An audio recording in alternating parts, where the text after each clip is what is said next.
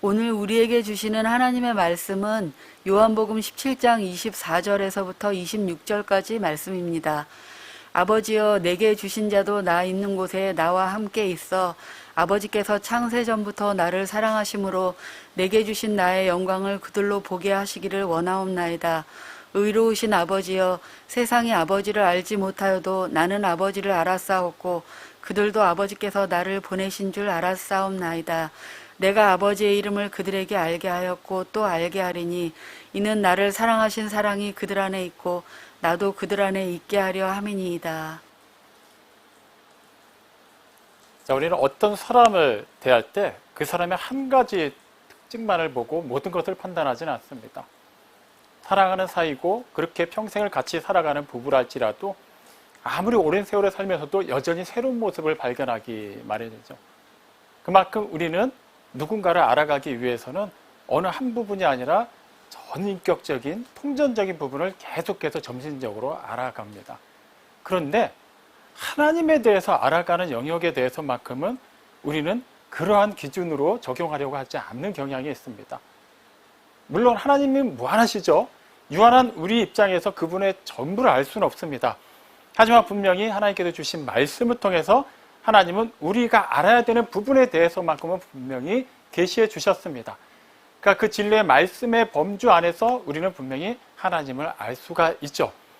하나님께서는 당신의 이름을 통해서 그 안에 숨겨져 있는 그 신비한 비밀, 곧 그분의 성품과 인격을 알려주셨습니다. 그래서 지난 주일날 그리스도인이란 하나님의 이름을 아는 자들이라는 주제로 함께 말씀을 나눴습니다. 그럼에도 불구하고 우리는 하나님에 대해서 알되 어느 특정한 부분만을 가지고 전부를 적용하려고 하는 경향이 있죠. 이를테면 하나님의 은혜, 하나님의 사랑이 그 예입니다. 틀린 건 아니죠. 은혜의 하나님입니다. 사랑의 하나님이시고 성경이 분명히 그것을 증거하고 있죠. 우리가 하나님을 가리켜서 하나님은 은혜의 근원이시고 사랑이시다라고 말하는 것에는 전혀 무리가 없습니다. 다만 그것만이 하나님의 전부라고 생각한다면 그것은 분명히 큰 문제가 되겠죠. 어쨌거나 우리가 하나님을 은혜 하나님, 사랑의 하나님이라고 여기는 것 자체가 크게 문제가 되지 않는다는 것부터 한번 시작을 해보죠. 우리가 보통 예배를 드리게 되면 예배가 어떤 과정을 통해서 맞춰지게 되나요? 목사가 두 손을 높이 들고 하나님을 대표해서 성부와 성자와 성령의 이름으로 회중을 향해 복을 선포하는 기도, 우리가 흔히 축도라고 알거나 축복이라고 하는 그 순서를 맞춰야만 공식적인 예배가 끝납니다. 그때 목사가 하는 그 기도가 어디서 따온 것이냐 하면 고린도서 13장 13절에 기록된 바울의 말에서 따온 겁니다. 주 예수 그리스도의 은혜와 하나님의 사랑과 성령의 교통하심이 너희 모든 무리에게 있을지어다. 이 말씀에서도 삼위일체 하나님의 그 고유한 성품들이 드러나죠. 주 예수 그리스도의 은혜, 하나님의 사랑, 성령의 교통. 여기서도 우리가 생각하는 하나님의 성품이 그대로 드러납니다.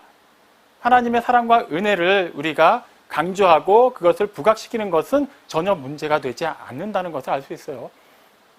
하지만 우리는 본질적인 부분에서부터, 그러니까 자연인 상태의 우리의 원래 모습에서부터 항상 시작하는 가운데 현재 그리고 영원을 바라보면서 하나님의 말씀을 적용할 필요가 있습니다.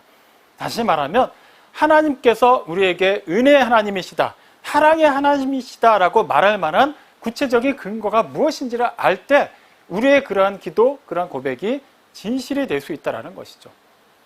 우리는 당연한 일을 우리에게 행하는 사람에게 은혜를 끼친다고 말하지 않아요. 예를 들면 우리가 피고용인으로서 어느 회사에 고용되어서 열심히 일을 하고 한 달, 그러니까 마지막 되는 날에 월급을 받았다고 가정을 해보죠. 그때 월급을 받으면서 고용주에게 우리가 은혜를 받았다고 표현하나요? 그렇지는 않아요. 물론 그 모든 과정이 하나님의 은혜 가운데 이루어지는 일입니다만 이것은 마땅히 내가 일한 거에 대한 대가를 받는 거죠. 그러니까 고용주 입장에서도 이 피고용인을 이렇게 불임으로 인해서 자기가 일정의 소득을 얻었기 때문에 그거에 대해서 마땅히 그 대가를 치러주는 겁니다. 은혜를 끼치는 게 아니에요. 하지만 은혜는 그런 개념이 아니죠. 우리만 사전적인 의미를 보면 그런 감사한 일, 아주 기뻐할 만한 그런 신세를 받는 것을 은혜라고 얘기해요. 다시 말하면 내가 마땅히 받을 만해서 받는 것이 아니라 전혀 받을 자격이 없는데도 받는 것을 은혜라고 한다는 것이죠. 하나님께서 우리에게 베풀어 주시는 은혜도 마찬가지예요. 그것을 알지 못하면 우리는 하나님의 은혜를 말하면서도 별로 감동을 받지 못합니다. 그냥 당연하게 여겨요. 하나님께서 나에게 은혜를 베푸시고 복을 주시는 게 당연한 거라고 생각하기 때문에 그것은 은혜가 아니라 그냥 대가를 요구하는 것밖에 되진 않죠. 그래서 우리의 기도가 어느 순간부터 감사로 넘치는 것이 아니라 약간의 그 뻔뻔함, 그 마땅히 내가 받아야 될 것을 때를 써서라도 받아내는 그런 당연한 것을 채우는 기도로 채워지는 것을 우리는 부정하지 못합니다. 그럼 본래 우리의 모습이 어땠는지부터 시작할 필요가 있어요. 로마서 3장 10절에서 12절까지를 보면 의인은 없으니 하나도 없다고 얘기해요.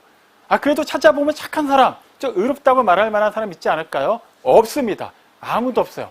깨닫는 자도 없어요. 하나님을 찾는 자도 없습니다.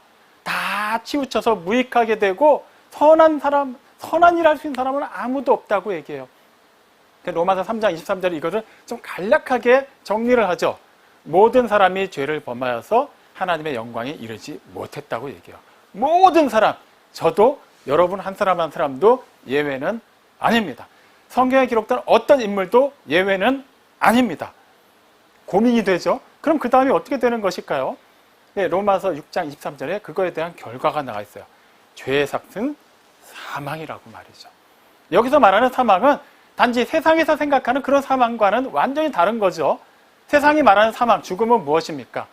그냥 수명이 다해서 죽든 불의의 사고로 죽든 간에 어쨌거나 한 번 죽고 끝나는 거예요.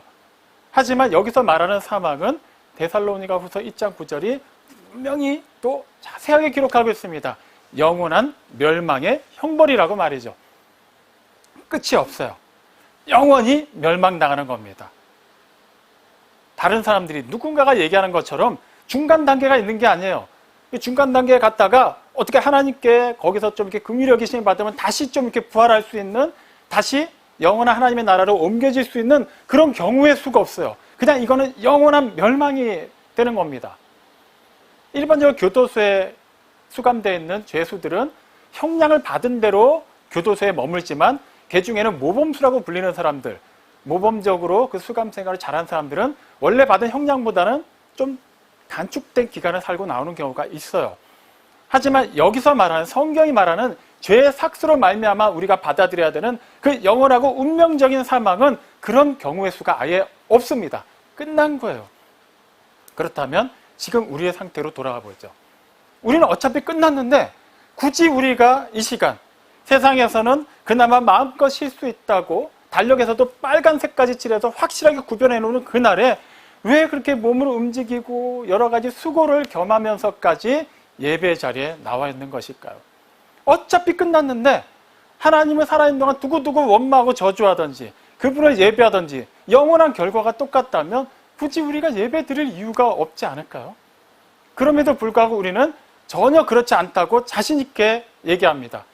예배자의 삶을 살기로 결단하여서 이 자리에까지 나왔죠. 왜 그렇습니까? 네, 우리가 용서받았기 때문이에요. 분명히 우리는 영원한 멸망의 형벌에 처해지는 운명이었고 실제 그 죽음을 향해서 시닫고 있었는데 용서를 받았어요. 누구에게서? 하나님에게서 용서를 받았어요. 그 극적인 사건이 어디서 드러났습니까? 예수님의 십자가 사건이죠. 예수님의 그 십자가 사건이 우리를 향한 하나님의 용서, 하나님의 사랑을 완벽하게 나타냈습니다. 그래서 요한일서 4장 9절은 그거에 대해서 분명하게 우리에게 알려주죠. 하나님의 사랑이 이렇게 나타난 바 되었으니, 이렇게 하면서 여기를 봐라 하고 보여주고 있어요. 그게 뭐냐 하면 하나님께서 당신의 독생자를 보내셔서 그로 말미암아 우리를 살리게 하셨다라는 거예요. 하나님의 사랑, 하나님의 은혜가 우리를 그렇게 영원한 멸망 가운데 내버려 두실 수 없었던 겁니다. 자, 여기까지만 봐도 우리는 분명히 자격이 없음에도 불구하고 전적인 하나님의 은혜로 구원받아서 하나님의 자녀가 되었어요. 그러니까 당연히 하나님을 은혜 하나님, 하나님은 사랑이시다라고 고백하는 거에 대해서 문제가 없다고 할 수 있죠. 하지만 성경은 하나님에 대해서 그 부분만을 강조하지 않습니다. 시편 67편 4절에 보면 하나님께서는 공평하게 모든 민족을 심판하신다고 기록되어 있어요. 다시 말하면 하나님은 사랑이시지만 또한 공의의 하나님이시기 때문에 이렇듯 하나님의 성품은 사랑만 있는 것이 아니라 마치 동전의 양면처럼 사랑과 공의가 함께 존재하기 때문에 그 어느 것 하나 부정되거나 어느 것 하나만이 부각될 수는 없습니다. 하나님의 사랑이 선포되는 곳에는 반드시 하나님의 공의가 더불어 선포되는 것이고 하나님의 공의가 선포되는 자리 역시 하나님의 사랑이 반드시 함께 선포된다는 것을 알아야만 해요. 그게 바로 십자가 사건이죠. 다시 한번 살펴보죠. 우리는 분명히 진노의 자녀였어요. 에베소서 2장 3절이 그걸 대해서는 아예 빼도 박도 못하게 그냥 정의를 내렸습니다. 본질상 우리는 진노의 자녀였다고 말이에요. 예외가 없어요. 그런데 어떻게 우리가 용서를 받을 수 있었나요? 본질이 변하지 않는데 그게 어떻게 변할 수 있었냐라는 것이죠. 예, 하나님의 사랑으로 우리의 죄를 용서해 주셨기 때문이에요. 간단해요. 그렇게 되면 무슨 문제가 생깁니까? 아까 말씀드린 것처럼 동전의 양면 중에 한쪽 면이 없어지는 거예요. 그 동전은 동전으로서의 가치가 없는 것처럼 마찬가지로 하나님의 사랑만이 강조가 되고 그것만으로 모든 것을 덮어버리면 하나님의 고유한 성품 가운데 하나인 공의가 완전히 무너지게 돼요. 그러면 어떻게 될까요? 네, 하나님은 분명히 불의에 대해서 의롭지 못한 거에 대해서 심판하셔야 되는데도 불구하고 에라 모르겠다, 사랑으로 다 덮어버리자 이렇게 해버리신다면 우리 입장에서는 좋은 것 같지만 결과적으로는 그게 우리한테 유익이 될까요? 결코 그렇지 않습니다. 그러니까 쉽게 한번 예를 들어보죠. 하나님께서 모든 것을 사랑으로 포용하시고 다 은혜 가운데 덮어주신다면 우리가 사는 이 세상은 살만한 세상이 될까요? 아닙니다. 우리가 사는 이 세상이 벌써 지옥 그 자체가 될 겁니다. 어차피 내 마음대로 살아도 돼요. 굳이 남을 위해서 살 필요 없어요. 굳이 하는 거는 생각할 필요도 없고 남의 유익을 생각할 필요 전혀 없습니다. 나만을 위해서 살아도 돼요. 기분 내키는 대로 살아도 되고요. 내 기분을 나쁘게 하는 사람 얼마든지 해코지해도 문제가 되지 않아요. 이 세상에서 나름의 법과 질서가 있으니까 그거에 따라서 응분의 그런 대가는 치를 수 있지만 어쨌거나 이 짧은 순간이라고도 말할 수 없는 이 세상의 삶이 지나가고 나면 어쨌건 우린 다 천국에 갈 텐데 뭐가 걱정입니까? 그렇게 되면 이 세상은 어떻게 될까요? 아무도 사랑하지 않을 거예요. 어떻게든 서로를 죽이려고 할 거고 어떻게든 서로를 끌어내리려고 할 겁니다.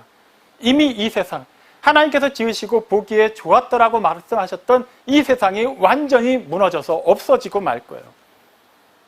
그게 어떻게 하나님의 나라가 임한 것이라고 말할 수 있겠습니까? 하나님의 공의는 반드시 실현되어야만 해요. 하지만 하나님의 공의만이 실현된다면 이것도 보통 문제가 아니죠. 우리는 다 죄를 범하여 하나님의 영광에 이르지 못하는 존재들이기 때문에 누구도 예외 없이 다 심판을 받아야 돼요. 그냥 끝나는 겁니다. 이 세상 사는 동안 아무리 우리끼리 서로 위로하고 사랑하고 아끼고 나누고 살아도 의미가 없어요. 어차피 그 마지막은 영원한 멸망의 형벌이기 때문이죠. 하나님의 사랑만 강조돼도 하나님의 공의만 강조돼도 결코 우리는 하나님의 그 선하신 뜻을 누리며 살 수 없게 됩니다. 반드시 이 두 가지는 공존해야만 해요. 그런데 우리를 향한 하나님의 용서가 어떻게 이 두 가지를 만족시킬 수 있었을까요? 예수님께서 십자가에 달려 돌아가셨기 때문이에요. 죄의 삭슨 사망이기 때문에 우리는 반드시 우리의 죄값을 치러야만 합니다. 죽어야만 해요. 끝나는 거예요. 하지만 하나님의 사랑이 우리를 용서하셔야만 했기 때문에 아무 죄가 없으신 하나님의 아들을 하나님과 우리 사이의 중재자로 속죄 제물로 보내주셨어요. 그리고 그 아들이 사람의 몸을 입고 이 땅에 오셔서 이 세상의 모든 죄를 짊어지시고 그 죄의 값을 십자가에 달려서 치르셨습니다. 하나님께서는 그냥 그것으로 오케이 사인하시지 않으셨어요. 우리에게 쏟으셔야만 하는 그 진노의 잔을 한 방울도 남김없이 아무 죄가 없는 당신의 독생자에게 다 부으셨어요. 어떠한 여지도 남기지 않으셨습니다. 그렇게 말끔하게 우리의 죄값을 치르셨고 또 그 아들이 부활하고 영원히 살아서 하나님 보좌 우편 본래 그 영광스러운 자리에 있게 하심으로 말미암아 예수님께서 우리의 죄값을 치르신 그 효과가 영원히 유효하게 하신 것이죠. 우리는 그것을 믿음으로 하나님의 자녀가 되는 권세를 누리게 된 겁니다. 너희는 그 은혜에 의하여 믿음으로 말미암아 구원을 얻었으니 이것은 너희에게서 난 것이 아니요 하나님의 선물이라. 에베소서 2장 8절 이 말씀은 우리에게 하나님의 은혜가 얼마나 중요한지를 잘 알려주고 있어요. 우리가 뭘 해서 된 것이 아니라, 우리가 어떤 행위를 이렇게 집어넣어서 된 것이 아니라 전적인 하나님의 은혜, 하나님의 사랑으로 우리를 구원하셨다라는 거예요. 하지만 이미 앞서 말씀드린 것처럼 하나님의 공의가 이루어졌기 때문에 하나님의 사랑도 완성될 수 있었던 것입니다. 그러므로 우리는 하나님을 생각할 때, 하나님의 뜻을 할 때, 하나님의 뜻대로 살고자 할 때 그분의 사랑 안에서만 모든 것을 적용해서는 안 돼요. 반드시 하나님의 공의, 하나님의 정의를 나 자신에게, 우리에게도 진지하게 적용할 수 있어야 되고, 그 관점에서도 이 세상을 바라볼 수 있어야 됩니다. 우리의 삶의 그 발자취들을 그 관점에서 바라볼 수 있어야만 해요. 사랑만 강조하는 것, 공의만 강조하는 것, 좌로도 우로도 다 치우치게 될 수밖에 없습니다.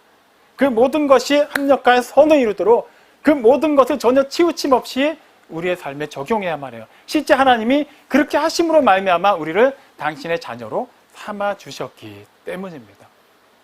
이렇듯 우리는 하나님의 은혜, 하나님의 사랑을 진지하게 생각하면서도 반드시 그분의 공의를 생각해야만 해요.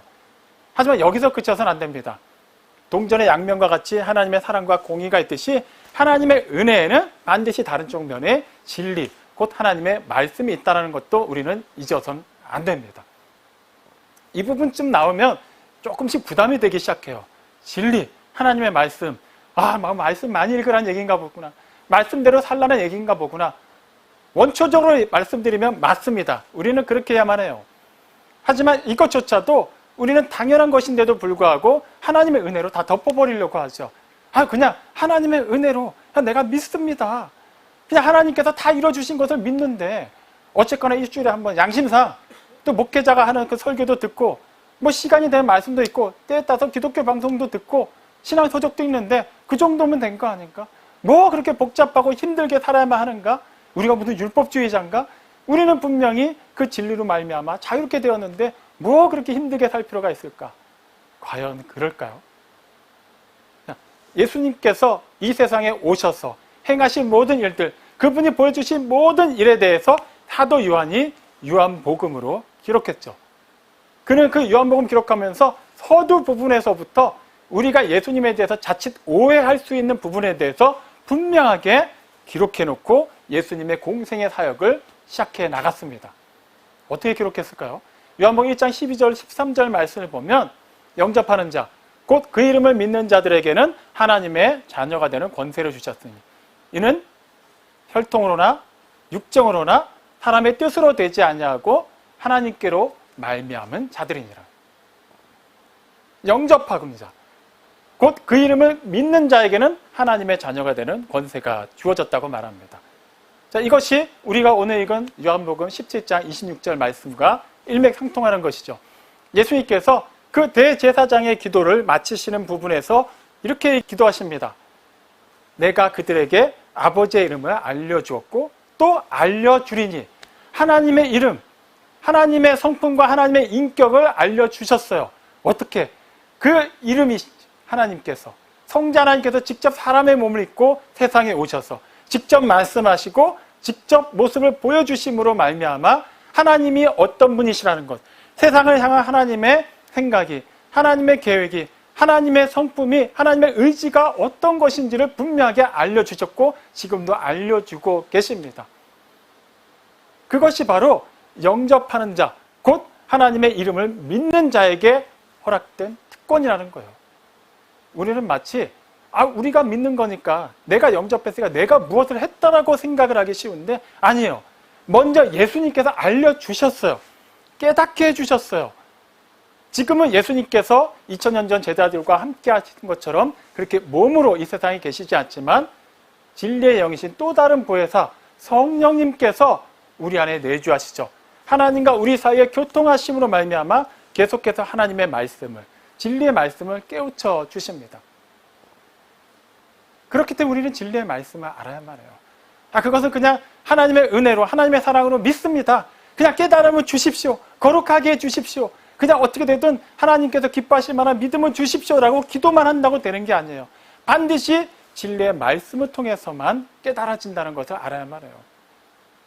고린도전서 12장 3절에 보면 성령으로 말미암지 않고는 누구도 예수님을 가리켜서 그리스도를 가리켜서 나의 주님이시다라고 고백할 수 없다고 말합니다.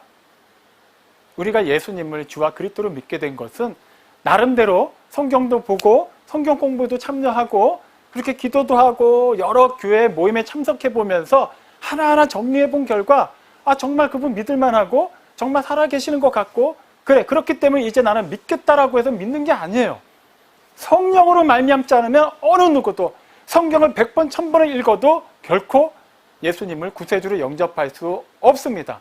근데 그 성령님은 그냥 자의대로, 성령님 마음대로 그냥 오셨나요? 그렇지 않아요. 요한복음 15장 26절에서 예수님께서 분명히 말씀하셨어요. 진리의 영이신, 진리의 성령께서 너희에게 오실 것이다. 근데 그 성령이 어떻게 오신다고요? 하나님 아버지께로부터 말미암아 오신다고 말씀해요. 하나님이 보내주셔야만 해요. 하나님께서 실제 보내주셨기 때문에 성령님이 오셨어요. 그렇게 우리 가운데 거하시고 우리 각 사람의 몸을 이 믿음의 공동체를 성전 삼아서 거하시면서 진리의 하나님의 말씀을 깨우쳐 주십니다. 예전에도 말씀드렸죠. 성령님께서 깨우쳐 주시는데 어떻게 깨우쳐 주실까요? 우리는 전혀 성경을 펴서 읽지도 않았는데 알아서 그 말씀들이 생각나게 하시고 그것을 우리가 막 이렇게 떠올릴 수 있도록 그런 능력을 주실까요? 결코 그렇지 않아요. 우리가 직접 읽어야 그 바탕이 있어야 그것을 기억나게 하시고 그 말씀이 누군가에게는 그저 복잡한 그냥 글자들만 쫙 나열되어 있는 책에 불과할 수 있지만 성령께서 임하여 계신 하나님의 성전인 성도들에게는 그 말씀이 인격으로 살아서 역사하고 우리에게 실제 적용되도록 성령님께서 역사하신다는 거예요. 그렇기 때문에 우리는 진리의 말씀을 깨우쳐야 되고 알아야만 해요. 그것은 하나님께서 주시는 거예요. 전적인 하나님의 은혜입니다. 여기까지만 봐도 그렇네. 그러니까 우리는 하나님의 은혜만 알면 되겠네.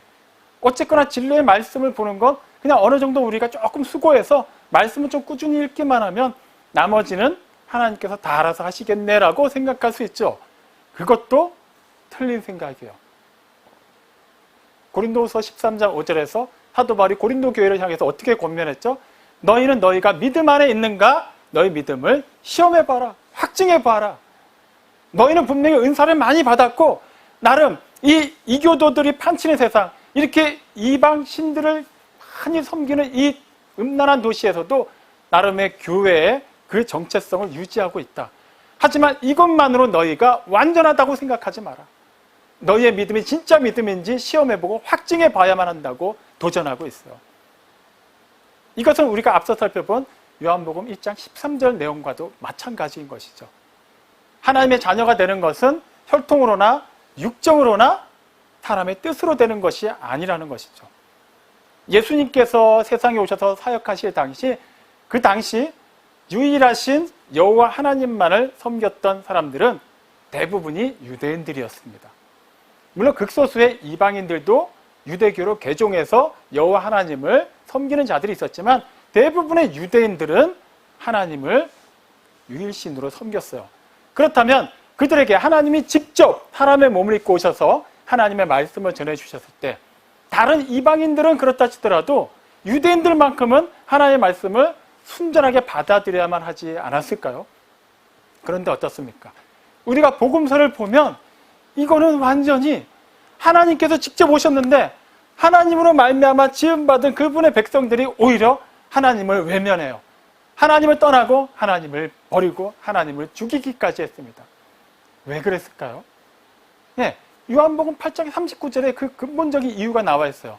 그들은 아브라함의 후손이라는 그 프리미엄 하나를 붙잡고 자신들도 하나님과의 관계가 완전하게 성립되어 있다라고 착각하고 있었어요. 그래서 사도 요한이 복음서를 기록하면 틀렸다라고 얘기하는 거야. 아니다. 이거는 혈통으로 되는 것도 아니고 육정으로 되는 것도 아니고 사람의 뜻으로 되는 것이 아니다. 오직 하나님께로부터만 말미암는 전적인 하나님의 은혜다라고 선포하고 있어요. 우리 식으로 따지면 이런 경우죠. 우리는 몇 대 때 신앙 가문입니다. 모태신앙입니다. 내가 지금까지 얼마나 긴 시간에 걸쳐 신앙생활을 해왔고 그 기간 동안에 봉사하고 헌금하고 전도한 것만 해도 수를 헤아릴 수 없습니다. 좋아요. 자, 그래서 뭘 어찌해야 되는 것이죠? 그것이 우리의 자랑이 되어야만 할까요? 전혀 그럴 수 없습니다. 우리가 그렇게 할 수 있었던 것, 그런 믿음의 가문에서 태어날 수 있었던 것, 비록 믿음의 집안에서 태어나지 않았음에도 불구하고 나중에라도 어느 때 하나님을 아버지라 부를 수 있게 되고 예수님을 구세주로 영접할 수 있게 되었던 것, 이 모든 것은 다 내가 잘나서 된 것이 아니라 하나님의 은혜로 말미암은 것이죠. 하나님께서 그렇게 해주셨기 때문에 우리는 그 이루어진 모든 일에 대해서 자랑할 것이 아니라 하나님께 감사의 조건으로 삼을 수 있어야만 해요. 그러한 것들을 통해서 자랑해야만 한다면 내가 이렇게 되었고 이런 직분을 받았고 이렇게까지 신앙생활을 했습니다가 아니라 아무 자격 없는 나를 하나님께서 이렇게까지 택해 주시고 이렇게까지 이끌어 주시고 그렇게 영원한 하나님의 생명 가운데로 이끌어 가십니다라는 하나님의 영광을 자랑할 수 있어야만 해요. 우리가 행한 것은 아무것도 없습니다. 하지만 중요한 것은 이 모든 것이 전적인 하나님의 은혜로 말미암은 것이지만 또한 하나님의 진리의 말씀으로 말미암은 것이라는 것도 잊어서는 안 된다는 거예요. 야고보서 1장 18절이 분명히 얘기합니다. 하나님께서는 진리의 말씀으로 우리를 낳았다고 기록되어 있어요. 베드로전서 1장 23절도 비슷한 맥락의 말을 합니다. 우리가 거듭나는 것은 오직 하나님의 말씀으로 말미암아 가능하다고 말이죠. 우리는 그저 하나님의 은혜로 하나님께서 영원전에 이미 계획하시고 택하시고 하나님께서 정하신 때에 당신의 독생자를 세상에 보내주시고 그 아들에게 우리의 모든 죄의 짐을 지고 그 죄값을 심판으로 물으심으로 말미암아 우리가 그 은혜에 의하여 믿음으로 구원받게 하셨다. 자, 이것으로 우리의 모든 것을 다 정의 내리려고 해요. 하지만 하나님께서 우리를 당신의 자녀로 삼기 위해서 그 어둠 가운데서 빛으로 옮기시기 위해서 영원한 죄와 사망 가운데서 영원한 생명 가운데로 옮기시기 위해서 본질상 진노의 자녀였던 우리를 당신의 자녀로 삼으시기 위해서 무엇으로? 은혜로 또한 진리로 낳으셨다는 것을 잊어서는 안 돼요. 진리의 말씀으로 그 말씀이 육신이 되어 우리 가운데 거하셨어요. 그래서 요한복음 1장 14절에서 그 부분에 대해서 자세하게 기록하고 있습니다. 말씀이 육신이 되어 우리 가운데 거하셨어요. 우리가 그의 영광을 보매 아버지의 독생자의 영광이요 은혜와 진리가 충만하더라. 우리가 예수님의 영광을 보니까 와, 아버지의 독생자의 영광인데 은혜가 그렇게 충만하더라. 그렇게 말하지 않았어요. 은혜와 진리가 충만하더라라고 분명하게 얘기했습니다. 우리는 그리스도인이에요. 그리스도인을 여러 가지로 정의할 수 있습니다만 단순하게 정의하면 무슨 의미입니까? 그리스도께 속해 있는 자들이에요. 지금 그리스도께서 어떤 분이시라고요? 은혜와 진리가 충만한 분이시라고요. 그렇다면 그분께 속해 있는 그리스도인인 우리는 어때야만 하겠습니까? 당연히 은혜와 진리로 충만한 사람이 되어야만 해요. 하나님의 은혜 안에만 거해 있는 것이 아니라 하나님의 은혜로만 이 세상을 사는 것이 아니라 하나님께서 진리의 말씀으로 우리를 낳아주셨기 때문에 우리 또한 그 정체성에 맞게 진리의 말씀을 따라 살아낼 때 우리는 진정한 그리스도인의 삶, 하나님의 자녀의 삶을 살 수 있게 된다는 거예요. 은혜만을 강조하고 진리를 외면한다면 우리는 오히려 그것을 우리가 죄 짓는 것을 위한 수단으로 삼을 수 있게 돼요. 이미 초반에 말씀드린 것과 비슷한 얘기입니다. 어차피 하나님께서 은혜로 다 포용해 주시는데 굳이 내가 진리의 말씀을 따를 필요가 있을까요? 예수 믿기 전과 그 후의 삶이 굳이 달라질 필요가 있을까요? 어쨌거나 은혜로 다 이해해 주실 텐데 복잡하게 진리의 말씀을 따라 살 필요는 없다라고 생각할 수 있어요. 반대로 진리의 말씀만을 강조하게 된다면 그게 쉽게 말하면 율법주의가 되는 것이죠. 하나님의 은혜보다는 나의 행위, 나의 의의가 더 앞서게 되는 거예요. 전적인 하나님의 은혜로 구원받았음에도 불구하고 어쨌거나 그것이 완전하지 않기 때문에 나의 행위가 어느 정도는 들어가야 된다고 생각하는 것이죠. 우리는 분명히 우리의 믿음이 진짜 하나님을 기쁘시게 하는 믿음인지 시험하고 확증해 봐야만 합니다. 그것은 우리가 과연 하나님의 은혜를 알고 하나님의 진리의 말씀을 따라서 사는지 어느 한쪽에 치우치지 않고 분명히 그 바른 한 길을 향해서 나아가고 있는지를 봐야 된다는 것이죠. 요한복음 14장 6절을 통해서 예수님께서 분명히 말씀하십니다. 나는 곧 길이요 진리요 생명이니 나로 말미암지 않고는 아버지께로 올 자가 없느니라. 하나님께로 나아갈 수 있는 유일한 한길, 유일한 진리가 오직 예수님이시라고 말씀하셨어요. 그 진리의 길, 그 길을 가고 있냐라는 거예요. 그리스도인은 또한 그렇게 정의할 수 있습니다.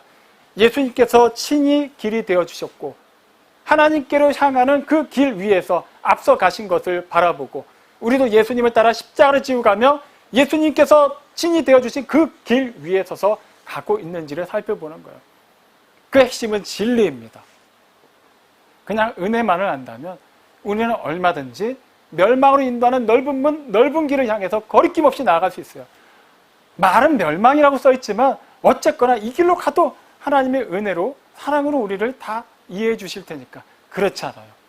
우리가 그걸 진짜 알았다면, 우리가 하나님의 은혜를, 하나님의 사랑을 진짜로 알고 깨달았다면 그 깨우침이 우리가 자의적으로 깨우친 것이 아니라 우리 안에 내주하시는 하나님으로부터 말미암은 성령님께서 깨우쳐 주시고 역사하심으로 말미암아 분명하게 우리가 하나님을 기쁘시게 해드릴 수 있는 그 믿음으로 고백하는 것이라면 우리의 삶은 반드시 은혜를 깨달은 것을 진리의 삶으로 살아내는 것으로 나타낼 수 있어야만 한다는 것이에요. 순서를 오해하시면 안 돼요. 내가 어쨌거나 진리의 말씀을 따르는 삶을 살면 그제서야 하나님이 복을 주시고 하나님의 구원이 완성된다는 의미가 아니에요. 이미 그것은 완성되었어요. 우리가 어떻게 할 수 없습니다. 우리의 힘이 개입될 여지는 하나도 없어요. 하나님께서 이루셨습니다. 다만 그것을 믿는다면 우리는 그 믿음대로 하나님을 기쁘게 해드리는 그런 실제 그 하나님의 진리의 말씀을 따라 사는 삶으로 살아내야만 한다는 것이죠. 마태복음 5장, 6장, 7장은 기독교의 대헌장이라고도 불립니다. 기독교 윤리의 근본이라고도 말하는 산상설교가 기록되어 있죠.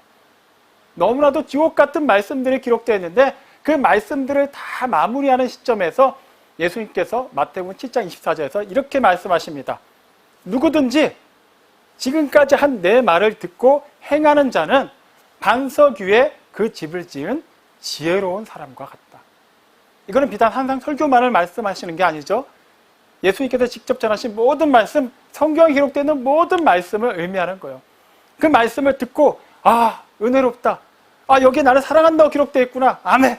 나는 이제 하나님의 자녀가 되었구나. 여기서 끝나는 것이 아니라 그 말씀을 듣고 행하는 사람이 지혜로운 사람이라고 말한다는 거예요.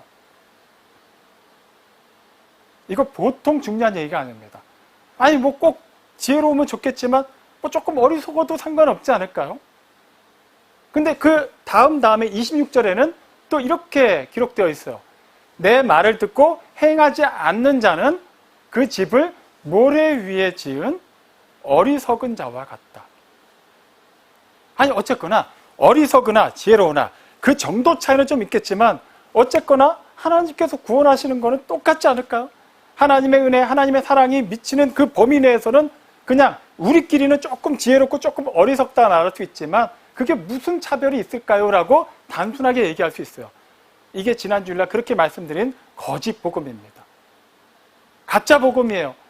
어떻게든 우리를 은혜 안에 사랑 안에만 집어넣어서 다른 것을 바라보지 못하게 하고 하나님의 정의를 실현하지 못하게 하고 하나님의 공의가 반드시 선포되어야만 함에도 불구하고 그것을 싹 다 가려버리는 거짓 복음이 그걸 얘기하고 있는 거예요. 결코 그것은 가볍게 여길 문제가 아닙니다. 야고보 사도가 분명히 얘기하죠. 야고보서 2장 10절에 뭐라고 얘기합니까? 행함이 없는 믿음은 죽은 믿음이라고 해요. 죽은 믿음이라고 해도 어쨌거나 하나님의 은혜가 있으니까. 죽은 믿음이면 우리가 하나님의 자녀가 될 수 있을까요? 이미 살펴본 것처럼 그 은혜에 의하여 믿음으로 말미암아 구원을 받는데 죽은 믿음이면 아무리 하나님의 은혜가 임한들 우리가 구원을 받을 수 있을까요? 하나님의 자녀가 될 수 있을까요? 결코 그렇지 않습니다. 우리는 반드시 행함이 있는 믿음으로만 하나님을 기쁘게 해드릴 수 있어요. 그 믿음만이 우리가 하나님의 자녀라는 것을 확증하는 분명한 근거가 되는 것입니다. 이것도 순서를 오해하지 마세요. 우리가 어떻게든 믿음대로 어떻게든 뭔가 좀 손해도 감수하면서 그 말씀대로 살면 그제서야 구원받는다는 얘기가 결코 아니라 우리는 이미 구원받았고 하나님의 자녀가 되었기 때문에 에베소서 5장 8절 말씀처럼 전에는 어둠이었으나 이제는 주 안에서 빛이기 때문에 이제는 빛의 자녀답게 사는 삶으로 우리가 하나님의 자녀라는 것을 계속해서 점검할 수 있고 하나님께 확증받을 수 있고 그러한 하나님의 자녀된 삶으로 세상에 하나님의 사랑과 공의, 하나님의 은혜와 진리를 선포할 수 있다는 것입니다. 야고보서 2장 19절에서 말하듯이 귀신도 하나님의 한 분이심을 믿고 떨다는 것을 분명히 성경은 말하고 있어요. 단지 하나님 아는 것, 하나님의 어느 한 특정한 성품만을 이해하고 그것만으로 나와 하나님과의 관계를 규정하고 정의하는 것, 그것은 귀신들이 생각하는 그 수준을 못 벗어나는 거예요. 우리는 하나님의 자녀예요. 아무리 그 더럽고 추한 세력들이 하나님에 대해서 안다 하더라도 그들은 하나님의 구원을 받을 수 없고 하나님을 영접할 수 없는 존재들입니다. 하지만 우리는 그들과 달라요. 완전히 차원이 다른 존재들입니다. 우리는 구원받았습니다. 우리는 은혜와 진리가 충만한 하나님의 자녀입니다. 하나님의 사랑을 받았고 하나님의 공의가 완전히 실현된 그 놀라운 역사의 산물로서 우리는 이 세상에 존재하고 있습니다. 사랑하는 포에마을 교회 성도 여러분, 우리 각 사람의 이 믿음의 공동체의 정체성을 잊지 마십시오. 그저 사랑으로 모든 게 해결되는 게 아닙니다. 은혜만을 강조해서는 안 됩니다. 반드시 하나님의 공의와 하나님의 정의가 우리 안에서, 그 진리의 말씀이 우리 안에서 살아 역동해야만 우리는 근본적으로, 통전적으로, 전인격적으로 하나님의 자녀된 자의 삶을 살 수 있습니다. 그렇게 하나님의 그 은혜와 진리 안에서 진실로 충만해지고 하나님의 사랑과 공의를 치우침 없이 누리고 선포하는 삶을 사는 포에마 우리 교회 모든 성도들에게 주 예수 그리스도의 은혜와 하나님의 사랑과 성령의 교통하심이 가득하기를 진실로 축원합니다. 아멘.